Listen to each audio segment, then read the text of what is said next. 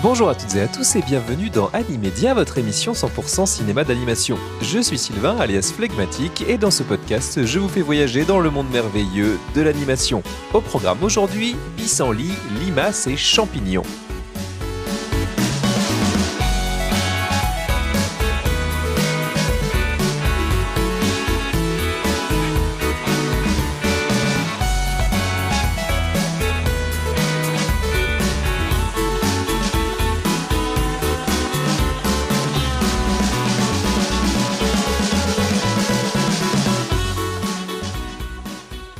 Salut la famille! Aujourd'hui, épisode spécial d'Animédia puisqu'à l'occasion de la sortie du film Planète, je vous livre une interview de sa réalisatrice Momoko Seto, réalisée dans le cadre du festival d'Annecy de l'an dernier où le film était présenté en compétition. Pour les habitués du podcast, la structure de l'épisode sera la même que pour ceux consacrés à Amélie et la métaphysique des tubes et La mort n'existe pas. En clair, je vais vous présenter brièvement le film et on enchaînera avec l'interview de Momoko Seto et je reviendrai ensuite pour poser la question rituelle de tout épisode d'Animédia, à savoir c'est pour qui Planète, et puis je lui décernerai une note sur 5 pour replacer le film dans le grand classement Letterboxd d'Animédia. Faisons donc les présentations. Planète est un film que l'on pourrait qualifier d'expérimental, qui mélange prise de vue réelle et animation. C'est le premier long métrage de fiction de Momoko Seto, qui est réalisatrice de documentaires scientifiques au CNRS. Elle est également au scénario du film avec Alain Lérac en collaboration avec Mariette Désert. Le film est produit par Miyu Productions, Arte France Cinéma, Excès Film, U-Média, CNRS Images et Riposte. Il raconte l'histoire de 4 Aken de pissenlit qui ont des noms, et oui, qui s'appellent donc Dandelion, Baraban, Léonto et Taraxa, qui sont rescapés d'explosions nucléaires qui viennent de détruire la Terre. Projetés dans le cosmos, ces graines échouent sur une planète inconnue et partent en quête d'un sol propice à la survie de leur espèce. Mais les éléments, la faune, la flore, le climat sont autant d'embûches qu'ils devront surmonter. Vous savez l'essentiel, je vous laisse donc en compagnie de Momoko Seto et on se retrouve juste après.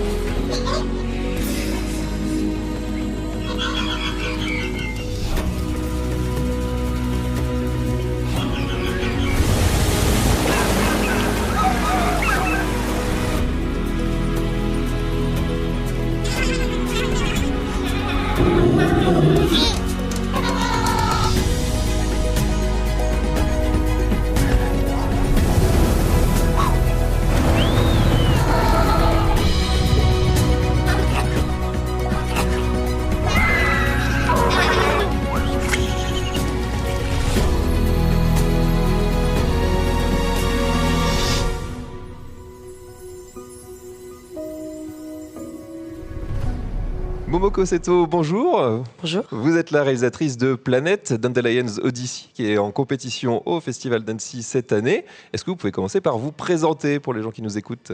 Bonjour, je m'appelle Momoko Seto, je suis réalisatrice de films. Je suis née au Japon et voilà, je suis venue en France, suivre mes études d'art et aujourd'hui je fais plusieurs types de films, dont aussi au CNRS, des films scientifiques et des films plus artistiques à côté. Planète, c'est votre premier long métrage, après une série, vous l'avez dit, de documentaires scientifiques. Est-ce que vous pouvez nous le présenter ? Est-ce que vous pourrez nous dire comment il s'inscrit justement dans la lignée de ces documentaires que vous avez réalisés au CNRS ? Alors, il n'y a pas vraiment de corrélation entre mon travail au CNRS, puisque je ne travaille pas en biologie, mais je travaille en sciences humaines et sociales. Donc, je suis dans un laboratoire qui est basé à l'EHESS, dans l'École des études en sciences sociales à Paris. Et donc, c'est plutôt avec des philosophes, des sociologues que je travaille. Et parallèlement, je faisais donc mes courts-métrages à côté, qui est plus un lien avec Planète, puisque mon premier court-métrage de fin d'études, c'était Planète A en 2008. Et après, j'ai continué à faire d'autres petites planètes pour l'exploration du monde de vivant. Donc Planète Z en 2011, Planète Sigma en 2014, Planète Infinie, un film de réalité virtuelle en 2017. Et donc ce Planète C, comment est-ce qu'on pourrait le présenter? Est-ce que c'est finalement un amalgame, un mélange de tout ça? Est-ce que c'est la somme de tout ça, la suite logique? C'est plutôt une suite de tout ça. C'est qu'en fait, quand je filmais en macro mes vivants, comme les moisissures, des champignons, je me suis rendu compte que il fallait un autre facteur pour aller encore plus loin dans l'exploit du vivant, c'était l'émotion. C'était des personnages qui nous transportaient dans un monde, mais avec de l'émotion et de l'empathie. Et donc, on voulait écrire un long métrage, une histoire avec des graines qui nous apportent dans ce monde-là et même qui nous communiquent leurs problématiques de vie, à savoir s'implanter et à trouver dans différents écosystèmes. Et donc j'ai voulu aller plus loin, disons, plutôt qu'une somme, une suite, mais dans ce travail de macro-micro. Donc l'histoire raconte l'exil, on va dire, le voyage de 4 akènes, de graines de pissenlit qui se retrouvent éjectées de la terre pour trouver un nouvel endroit où s'implanter. Comment est-ce qu'on arrive à caractériser ces graines de pissenlit pour leur donner un tissu de personnages? Oui, alors avec mon co-scénariste Alain Lérac, on a mis 3 ans à donner des caractéristiques, à commencer par les nommer, donc on a donné des prénoms, et à donner un caractère de survie. Donc voilà, il y en a un qui veut essayer de s'implanter à chaque truc, l'autre qui est un peu plus aventureux, qui essaie de s'enfoncer un peu plus dans les écosystèmes. Il y en a un qui est un peu plus peureux, donc il a peur de se perdre, voilà, donc il suit un peu les autres. Et puis un quatrième qui est plus poétique, qui est plus en osmose avec le vivant autour. Donc voilà, c'est ces 4 graines qui nous guident. Et donc il y a eu plusieurs tentatives d'émotion, donc à l'écriture bien sûr, puis au montage, parce qu'en animation on monte avant le tournage. Donc avec Michel Clochenler, chef monteur, on a vraiment travaillé le découpage et le montage pour dire voilà, là il faut des gros plans pour amener de l'émotion, là il faut que ce personnage fasse ça. Donc voilà, on a vraiment caractérisé les personnages. Puis bien évidemment avec Guillaume Leroy, chef animatrice, avec qui on a vraiment donné des vocabulaires à la fois corporels et dans leur déplacement, que chacun puisse être différent. Alors le film, c'est aussi un mélange énormément de techniques. Il y a à la fois de l'animation, de la prise de vue réelle. Comment tout ça s'est orchestré et comment le film s'est construit sur le long terme? On a en effet beaucoup de techniques qu'on a utilisées. Alors il faut savoir que l'image qu'on est en train de voir pendant tout le film, la plupart c'est des vraies images. Donc seulement les personnages des akènes de pissenlit sont en animation 3D. Tout le reste c'est des vidéos qu'on a filmées quelque part. Et donc soit c'est des time-lapse, donc c'est des croissances végétales ou fongiques qu'on filme avec des appareils photo dans un laps de temps, ou des prises de vue réelles en drone qu'on a fait en Islande. On est parti à peu près 1 mois à filmer des grands décors, des grands paysages islandais pour tout ce qui est le monde gelé. Au début, quand les personnages arrivent sur la planète est congelée. Et puis, toutes les parties désert qui traversent, c'est les écorces d'arbres qu'on a photographiées et qu'on a placées après sur l'ordinateur pour faire tout un sol. Et aussi tout ce qui est vivant, donc les insectes et les animaux, les têtards, on l'a filmé en vrai, en live, en utilisant une caméra qui s'appelle la caméra fantôme, qui ralentit les mouvements qui vont trop vite à 2000 images secondes, par exemple. Justement, ces différents écosystèmes, personnellement, je l'ai vécu comme ça. Alors, il y a des clins d'œil à différents films de SF, à des moments presque qui vont dans le western, même carrément. Personnellement, je joue pas mal aux jeux vidéo et ça m'a rappelé justement l'idée de ces personnages qui traversent différents biomes. Ça m'a fait penser justement à un jeu vidéo. On peut passer d'un monde de glace, d'une jungle, d'un monde beaucoup plus aride. Est-ce que c'est quelque chose qui vous a traversé l'esprit, que vous aviez en tête ou... Alors, j'avais pas vraiment les jeux vidéo en référence, mais j'avais plutôt le changement climatique en tête, c'est-à-dire comment ce biosphère, hein, ces écosystèmes peut évoluer d'un état A à un état B. Et donc souvent c'était voilà, soit un réchauffement, donc le monde gelé se réchauffe, hein, de l'eau qui tombe, un tsunami qui arrive, tout est envahi, trempé d'eau. Parce que tout a fondu en fait. C'est des figures de catastrophes naturelles que j'ai utilisées pour aller d'un univers à l'autre. L'événement d'ailleurs originel qui conduit à l'exil de ces Akènes de Pissenlit, on peut le voir de différentes manières. On peut y voir vraiment l'intervention humaine, nucléaire, aussi le réchauffement climatique. Ça fait de ces graines de pissenlit des réfugiés, quelque part, climatiques, politiques. Est-ce que c'était quelque chose, une pensée qui était là depuis le début? Bien sûr, et bien sûr. Alors, c'était tout un enjeu de comment la Terre est détruite au début. Et pour moi, il était primordial que c'était pas un météorite, mais c'est les humains, pardon.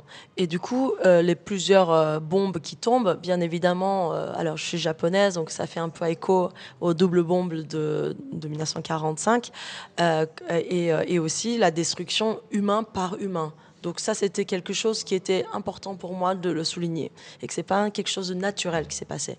Et donc l'humain ayant détruit son propre habitat, les graines fuient, migrent ailleurs. Mais en fait, cet ailleurs, c'est pas un exploit ou une colonisation d'une autre planète. Parce qu'en fait, on ne sait pas si cette planète elle est une planète Terre ou si c'est une autre planète. Dont le titre en français, qui est planète au pluriel, qui donne cette ambiguïté de quelle planète il s'agit. Et donc, je voulais plutôt montrer que c'est en fait c'est la planète Terre. Donc, il y a un retour comme ça à la situation du début, mais avec un début de tout l'écosystème qui arrive. Mais voilà, l'idée de migration, d'aller d'un lieu à un autre, était quelque chose de très important dès l'écriture, parce que dans l'idée, finalement, même politique, qu'on peut souligner, c'est que aujourd'hui, cette migration, elle est problématique. Voilà, beaucoup de pays se ferment par peur des migrants, n'est-ce pas? Mais il faut savoir que tout le monde a migré. Même ces gens qui tiennent à leur petit territoire ont migré. Donc la migration, quand on voit les plantes ou les animaux, est quelque chose extrêmement naturel. C'est-à-dire que s'ils ne migrent pas, presque ils meurent. Donc voilà, c'est aussi inverser le point de vue de l'humain en disant est-ce qu'on ne serait pas un peu ridicule de protéger un bout de territoire? Or, l'idée, c'est migrer. C'est de casser ces frontières, de faire en sorte que voilà, on fait tous partie d'un grand ensemble. Et est-ce que c'était le point de départ du film ou comment elle est venue cette idée de ces graines de pissenlit qui s'envolent? Alors, les graines de pissenlit qui s'envolent, c'est mon vaisseau spatial qui est une boule de pissenlit.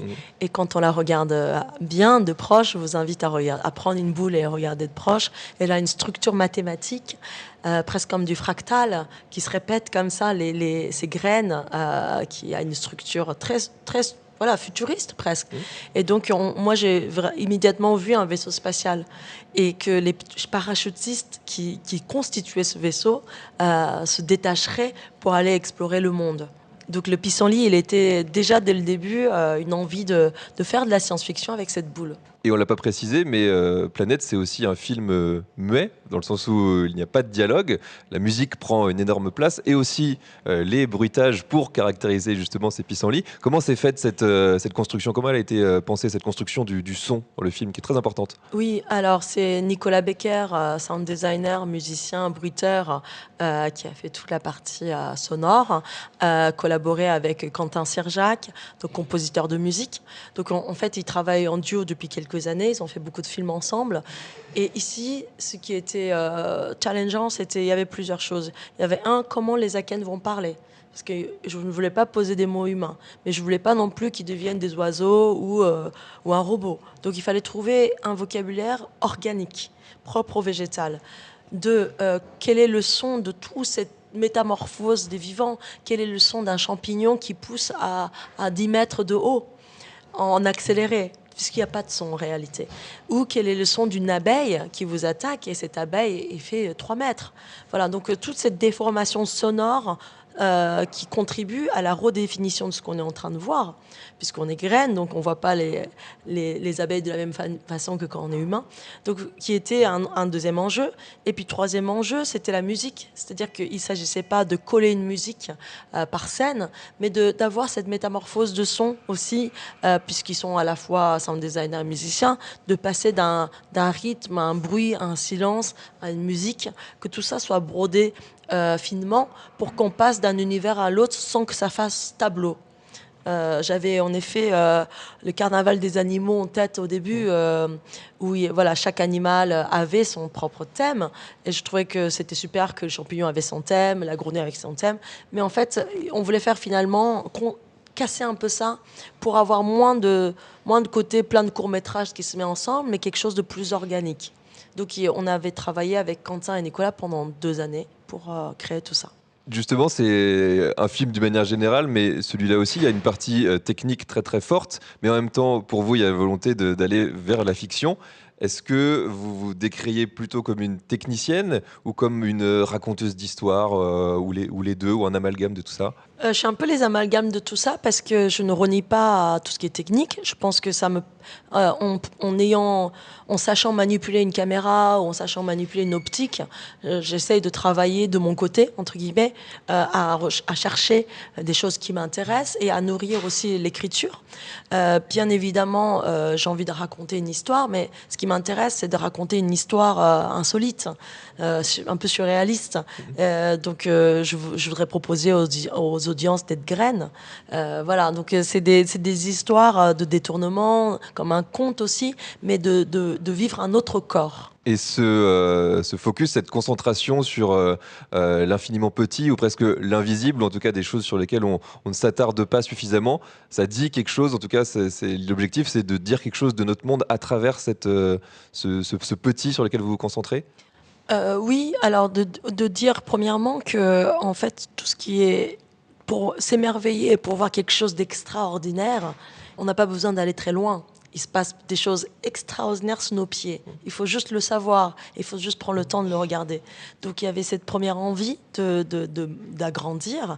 Et l'agrandissement, c'est un geste assez simple, mais elle est assez intéressante puisque quand on agrandit quelque chose de infravisible, vous avez dit invisible, mais c'est pas tout à fait l'invisible. Donc on le voit, mais elle est tellement petite qu'on ne le perçoit pas vraiment. De l'agrandir, tout d'un coup, cette chose, elle prend de la présence, d'une existence qu'on n'avait pas avant. Et donc, ça permet de les faire exister. Des choses aussi simples qui nous entourent. Les limaces, les pissenlits, des bousiers. Et donc, voilà, ce geste-là d'agrandissement, elle était une envie de dire, voilà, c'est merveilleux. Et on a le droit de s'émerveiller, même si on est adulte, même si on est des gens très sérieux, de dire que les amelles de champignon nous émerveillent. Et c'est super. Est-ce que vous aviez des références directes par rapport à ça? Parce que dans l'idée de rendre le petit ou de changer le rapport d'échelle, on peut penser à différents films dans différents thèmes. Chérie, j'ai rétréci les gosses, qui va pareil chercher dans le jardin et nous faire vivre des aventures extraordinaires en bas de chez nous. Chez Ghibli, il y a Arrietty et le monde des chapardeurs, qui est un petit peu la même chose. On a des personnages qui sont tout petits et qui redécouvrent une maison avec un rapport d'échelle différent. Est-ce qu'il y avait des influences claires que vous aviez en tête? Alors quand j'ai écrit, non, puisque en fait c'était la suite de mon travail, donc j'avais déjà cette geste d'agrandissement. Après, en revoyant par exemple Alice au pays des merveilles, bien sûr, qui est un monde fantastique comme ça, voilà, de rapetissement, d'agrandissement, etc. J'ai plutôt des références plus en photographie ou en art contemporain, puisque c'est un peu de là que je viens. Mais par exemple, la photographie de Karl Blossfeld, qui est un photographe allemand, qui avait agrandi une pousse de fougère, comme c'était une structure architecturale. Et du coup, quand je vois ça, je vois plus une pousse fragile, je vois une colonne. Et en fait, ce qui m'intéresse beaucoup, c'est vraiment ce changement de définition. Tout d'un coup, les cristaux de sel ne devient plus un minéral, mais devient une plante. Les plantes qu'on pensait presque immobiles, le fait de les accélérer, les agrandir, devient presque un animal. Et du coup, tout ce qui est même en biologie, les structures qu'on avait très sérieusement définies au 19e siècle, on se pose la question, est-ce que finalement, il est intéressant de les garder. Qu'est-ce que vous avez appris sur vous? Qu'est-ce que vous retenez de cette aventure qui a quand même duré plusieurs années avec énormément de collaborateurs, des voyages à travers le monde? Qu'est-ce qui leur ressort aujourd'hui? Je ressens que c'était une aventure incroyable qu'on a fait. En effet, le film a duré presque 8 ans. C'était une aventure, bien sûr, à l'écriture, puisqu'on était graine avec Alain Lérac pendant 3 ans. C'était une aventure vraiment comme si on allait monter sur Everest avec toute mon équipe de tournage, parce qu'on est parti à différents endroits avec toutes nos valises. On est parti sur une île du Japon subtropicale à Yakushima avec 300 kilos de matériel, avec mon chef opérateur presque à deux, aller dans les montagnes, aller chercher des faunes et flores locales. On était à Château de Rambuteau en Bourgogne à filmer 9 mois avec une petite équipe aussi, à chercher des limaces dans le jardin, à essayer de comprendre les fleurs. Et donc, il y avait aussi une recherche technique avec notre ingénieur Olivier Labois et Elie Levé, mon chef opérateur, qu'on a construit le robot et des machineries qui n'ont jamais existé pour faire des captures en time-lapse de tous ces vivants. Tout ça, c'était une aventure parce que tous les jours, on ne savait pas ce qu'on faisait. Et puis, on savait très bien ce qu'on faisait, mais on ne savait pas ce qu'on allait récolter comme image. Et à chaque image, c'était des images qu'on n'avait jamais vues. Et donc, on découvrait notre monde tous les jours comme ça. Et c'était une aventure comme si on allait, oui, en effet, sur une autre planète avec notre équipe. Après, pendant 2 années, on a refait le post-production, la musique, etc., qui était aussi une recherche, une invention. Donc, moi, je ressors de ces 8 années comme une aventurière qui était un peu avec mon équipe quelque part ailleurs et que je revenais avec les images plein les yeux, l'envie de faire encore plus autrement, mais encore plus loin pour le prochain projet. Donc voilà, beaucoup d'énergie, beaucoup de compréhension et ce qui est super, c'est que ça a ouvert d'autres portes pour nous aussi. Et justement, ces portes-là, cette suite, quelle sera-t-elle? Est-ce que vous avez déjà des idées en tête vers où vous voulez aller maintenant que vous avez quand même poussé le concept, la technique très très loin? Oui, je voudrais faire d'autres exploits, mais je voudrais en recreuser les plantes, bien sûr, qui m'intéressent et je crois qu'on ne les connaît pas suffisamment. Et on ne les connaît pas dans un ensemble, on ne les connaît pas dans une reliance. On les connaît par planches de 18e siècle, 19e siècle, mais on ne les connaît pas, leur comportement. Et on commence aujourd'hui à les comprendre bien. Et moi, ce qui m'intéresse aujourd'hui, c'est par exemple la sexualité des plantes. Les plantes ont une sexualité incroyable, mais diverse et variée. Et on dit par exemple, une plante, elle est souvent hermaphrodite, donc elle est mâle et femelle. Et quand elle est seulement mâle ou seulement femelle, on dit que cette plante est imparfaite. Voilà, déjà ça me parle beaucoup et ça rapport au corps, voilà, aux sexualités qui est souligné aujourd'hui dans un pays ou dans une communauté. Voilà, qu'est-ce que ça peut nous faire écho? Ça, c'est juste un exemple parmi 1000. Donc voilà, je voudrais bien creuser pour redéfinir aussi notre définition au rapport aux gens, au rapport à l'autre. Sous la même forme, un long métrage, un court métrage, documentaire? Oui, je ne sais pas encore trop, parce que ça peut peut-être faire un long métrage, comme ça peut être une série, comme ça peut être des essais. Mais voilà, je ne m'attache pas non plus qu'à long métrage, puisque je suis plutôt, voilà, j'ai une pratique plutôt de plasticienne. Donc ce qui m'intéresse, c'est des formes nouvelles. Pas forcément rester là, mais voilà, on est en train de redéfinir tout ça. Et enfin, dernière question, mais qui englobe plusieurs choses. Qu'est-ce que ça fait d'être sélectionné tout simplement en compétition à un festival comme Annecy qui prend de l'ampleur dans le domaine de l'animation? Est-ce que l'animation, de base, c'est un type de cinéma qui vous parle? Oui, alors j'ai souvent été sélectionnée en animation, bien que j'ai l'impression de ne pas vraiment être une animatrice ou faire de l'animation. Ce qui est super d'être là en compétition officielle Planète, c'est que il pousse une sorte de frontière. C'est-à-dire que c'est pas tout à fait de l'animation classique, puisque 80% de l'image est tournée en réel. L'animation, c'est les graines de pissenlit, mais elle est intégrée dans un monde voilà, de photographie, de ralenti, etc. Donc elle pousse une frontière et le fait d'être en officiel et pas en contre-champ, par exemple, je trouve que ça pousse les frontières. Et comme dirait Jean-Luc Godard, c'est la marge qui fait la page. Donc plus la marge elle est éloignée, plus peut-être il y a d'autres possibilités qui peuvent surgir. Eh ben, on espère que vous allez continuer à nous proposer des projets innovants comme celui-ci. Merci beaucoup, Merci Momoko à vous. Seto, pour cette interview. Merci Et beaucoup. puis bonne fin de semaine ici à Annecy. Merci. Et oui, encore un grand merci à Momoko Seto pour sa gentillesse et sa disponibilité, ainsi qu'à Laurence Granek qui avait rendu cette interview possible à Annecy. On en vient désormais à la question rituelle de tout épisode d'Animedia, à savoir c'est pour qui Planète. Eh bien, je dirais que c'est accessible à tout âge. Ce qui est facilité quand même par l'absence de dialogue, l'aspect aventure, puisqu'on visite quand même des environnements divers et variés, mais quand même avec la présence d'éléments du quotidien qui fait que pour moi, je dirais qu'on peut montrer ça à un enfant à partir de 5 ans, et ça peut permettre, j'imagine, après la séance, d'instaurer des discussions assez sympas avec les enfants pour bien leur montrer que dans leur jardin aussi, ou dans certains environnements familiers, vont se trouver comme ça des petites espèces qui vivent à leur tour leurs propres aventures et les amener à s'intéresser à ce que Momoko Seto appelle le monde de l'infravisible, c'est-à-dire des choses qui ne sont pas invisibles mais qu'on voit finalement assez mal et vers lesquelles il faut quand même se pencher et prêter attention. Je pense que ça peut être un exercice assez sympa avec des enfants. Le film peut tout à fait fonctionner à mon avis aussi sur des adultes, peut-être un petit peu plus cinéphile pour son côté film singulier, ça c'est clair et net, et puis même d'une manière générale pour les amateurs de science-fiction, puisque ça fait partie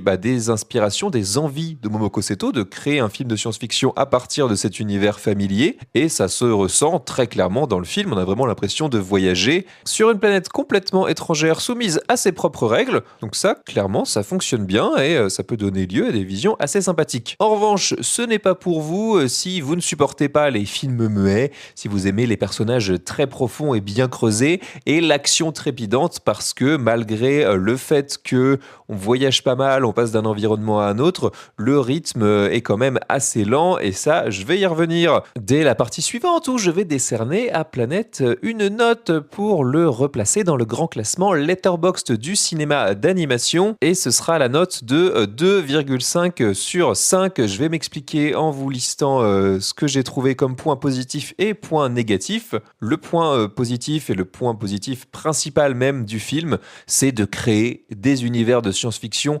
crédibles à partir d'espèces et d'images qui sont bien réelles. C'est assez fou, je trouve, de savoir à partir de quoi ont été tournées ces images et comment ensuite elles ont été imbriquées, comment ensuite la composition fait qu'on se retrouve dans des univers qui sont complètement neufs ou qui ont l'air d'être complètement neufs et inédits, alors que tout ce qui a été filmé là existe sur notre Terre et c'est vraiment cet alliage, cette composition, cette manière de penser ces environnements qui crée du nouveau tout simplement, avec en plus, et ça fait partie aussi des points positifs, un jeu sur les échelles qui est assez prodigieux et assez troublant parfois, puisque on sait que certains environnements sont beaucoup plus vastes, représentent même parfois des plans larges, et à l'inverse, on va avoir un pissenlit qui va prendre la majorité de l'écran, ou alors une cascade qui va être intégrée avec une limace. On est complètement perdu en fait, c'est assez difficile à décrire, il faut vraiment le voir pour comprendre, mais le film joue constamment là-dessus. La plupart du temps, ça fonctionne, je vais y revenir dans les points négatifs, parfois ça fonctionne un petit peu moins, mais quand même,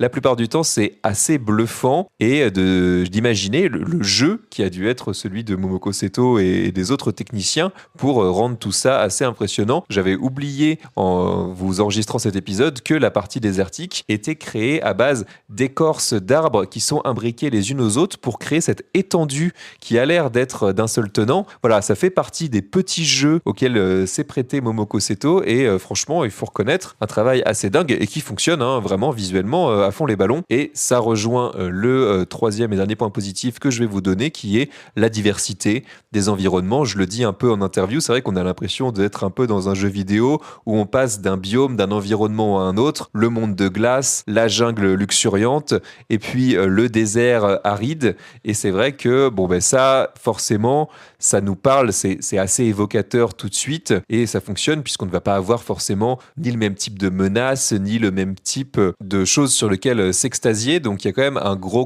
travail là-dessus. Encore une fois, c'est assez impressionnant. Au niveau des points négatifs, puisqu'il faut bien que je vous justifie cette note de 2,5 sur 5, c'est vrai que le rythme, j'en ai parlé, est quand même assez lent. Et quand bien même le film ne fait que 1h15, comme on comprend assez rapidement comment il est fait, c'est-à-dire que les Zaken de Pissenlit arrivent dans un environnement, on va avoir au départ la découverte de cet environnement-là, de ses règles, de la façon dont il fonctionne, fonctionne, et puis une menace va s'installer, potentiellement une autre, qui va générer une fuite, et comme ça, ainsi de suite, va se reproduire le même schéma 2, 3, 4 fois. Et c'est vrai que arrivé à peu près à la moitié du film, on comprend comment ça fonctionne, et voilà, il y a une petite lassitude qui commence à s'installer. La musique, parfois, m'a un petit peu décontenancé, m'a un petit peu sorti du film.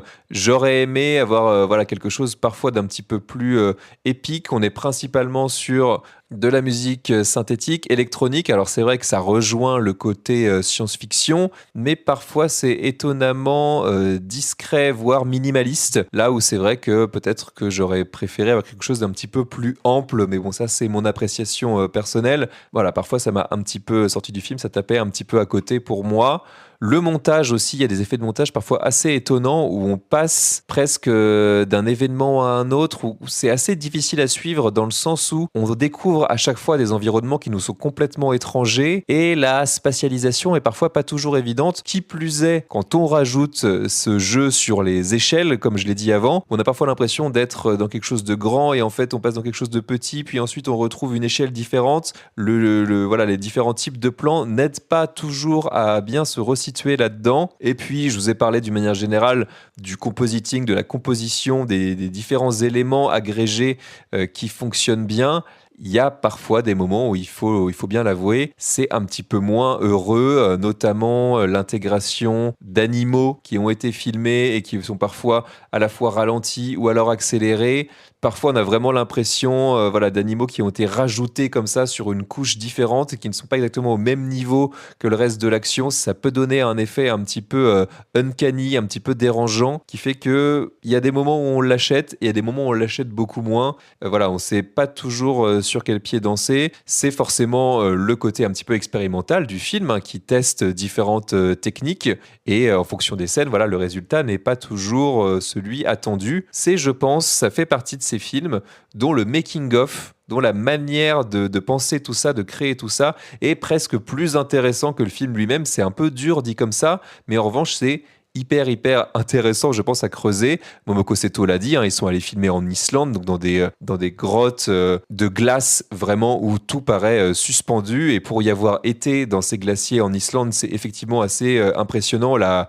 lumière, la couleur est vraiment la même que ce qu'il y a dans le film. Et c'est vrai que dans le film, on en ressort avec des images assez inédites, assez folles. Le premier environnement du film, c'est quand même un monde où le ciel est en fait de glace. C'est ce qui pourrait être le plafond d'une grotte, sauf que là c'est vraiment le ciel qui est au-dessus de nous, et forcément quand ce ciel se met à fondre sous l'effet de ce qui peut être assimilé au réchauffement climatique, eh bien on a le droit à un genre de tsunami géant, et c'est vrai que tout ça c'est assez impressionnant. Alors ça ne se traduit pas dans le film de manière aussi épique que ça pourrait l'être, ça il faut bien le dire, il faut bien en avoir conscience, mais quand même on a des images assez dingues. D'un autre côté, ils sont allés filmer dans une île tropicale au Japon. C'est vrai que j'ai vu des images de tournage où on imagine devoir se trimballer ce matos dans ces environnements-là, en plus hyper humides, où il a énormément plu, qui plus est, mais qui favorisait forcément le filmage de ces champignons, de ces plantes qui sont endémiques. Et c'est vrai que pour ça, le film met le doigt sur quelque chose qui est assez dingue, qui est ce que Momoko Seto a dit, je vais le répéter, mais pour moi c'est clairement fait partie des réussites du film, de mettre le doigt sur tout ça existe bel et bien chez nous. Et ça c'est assez dingue. Tout ne fonctionne pas complètement, mais pour voir des images que vous n'avez jamais vues ailleurs, pour avoir sous les yeux, encore une fois, quelque chose d'expérimental, c'est vraiment un film quand même qui vaut le coup d'être vu. Pour le replacer dans le grand classement Letterboxd d'Animedia, ça met Planète derrière La mort n'existe pas, dont j'ai également parlé dans un épisode qui a fait l'objet d'une interview avec son réalisateur principal. C'était également à Annecy, puisque le film était également en compétition. C'était dans l'épisode 33 avec le réalisateur Félix Dufour-Laperrière, et qui est aussi un film singulier, pas pour les mêmes raisons, mais qui sort du cadre habituel des films d'animation qu'on peut avoir l'habitude de voir. Donc en ça les rapproche. Et puis je dirais qu'ensuite, ça met Planète au même niveau que Rio et devant Oliver et compagnie. Là, c'est tout simplement pour les rapprocher avec d'autres films avec des animaux en guise de personnages principaux, même si pour le coup, les films n'ont absolument rien à voir.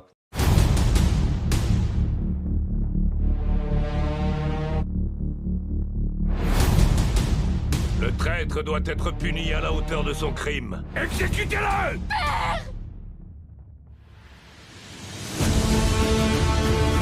Je les retrouverai. Lui et les autres. Et je me vengerai. Je suis en train de rêver. Que fait une vivante dans le monde des morts? J'aimerais le savoir. J'ai du mal à y croire. Ah, qu'est-ce que c'est?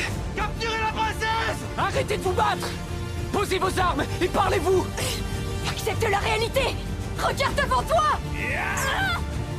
Tu vas encore te battre. C'est ma vie. Allez, on se termine avec un petit point rapide sur le calendrier des sorties et ça va aller vite puisqu'il y a un autre film d'animation qui sort ce mercredi 11 mars, mais pas n'importe lequel puisqu'il s'agit de Scarlett et l'éternité de Mamoru Hosoda, qui est notamment le réalisateur de films comme Summer Wars, Ame et Yuki, Le Garçon et la Bête ou encore Belle, donc de bons gros succès d'animation, réalisateur qui est quand même assez prisé, assez apprécié des amateurs d'animation japonaise dont je fais évidemment partie. Qu'est-ce que ça raconte? C'est l'histoire de Scarlett, une princesse médiévale qui se retrouve propulsée dans le monde des morts après avoir tenté en vain de venger la mort de son père par son méchant oncle. Dans ce monde, elle croise la route d'un jeune ambulancier idéaliste qui vient lui de notre époque et qui va lui montrer qu'une autre voie que la vengeance est possible. En clair, c'est une genre de relecture de Hamlet avec une petite touche de voyage dans le temps. Et le film alterne entre animation en 3D quand on est dans le pays des morts et en 2D plus classique quand on est dans le monde de Scarlett. Je vous en dis pas beaucoup plus puisque ce sera l'objet de l'épisode de la semaine prochaine pour lequel je recevrai d'ailleurs mon ami Maxime alias Otaksu qui est lui un fan vraiment de l'œuvre de Mamoru Hosoda. On avait vu le film en avant-première en novembre dans le cadre du Carrefour du cinéma d'animation et comment vous dire qu'on en était ressorti assez énervé. Voilà, je vous fais quand même un petit teasing. Ça n'avait pas été une franche réussite de notre côté. Je pense que pour lui, la déception avait été encore plus énorme que pour moi parce qu'il apprécie vraiment beaucoup l'œuvre de Hosoda. On aura l'occasion de vous reparler de tout ça et on vous recommandera quand même un bon film de Mamoru Hosoda à voir en parallèle de Scarlett. Donc voilà, soyez là pour la semaine prochaine. Je vous fais un petit teasing. C'est pour moi, ça me fait plaisir. En attendant, eh bien, si vous aimez Animedia, laissez-moi un maximum de pouces, d'étoiles, de likes sur la plateforme de podcast de votre choix, que ce soit Spotify, Apple Podcast, Deezer, Podcast Addict ou encore YouTube. C'est hyper important évidemment de soutenir cette émission si vous l'aimez. Non seulement ça me fait plaisir, mais ça lui permet de s'élever comme ça au milieu de la masse des contenus qui existent. Donc voilà, le moindre commentaire, le moindre partage peut compter beaucoup et le fait d'en parler autour de vous également. Et si vous voulez parler avec moi, en l'occurrence, ça se retrouve sur les réseaux sociaux @Animedia Podcast sur Blue Sky, Instagram ou encore TikTok. On se retrouve donc la semaine prochaine pour parler de Scarlett. D'ici là, portez-vous bien et ciao!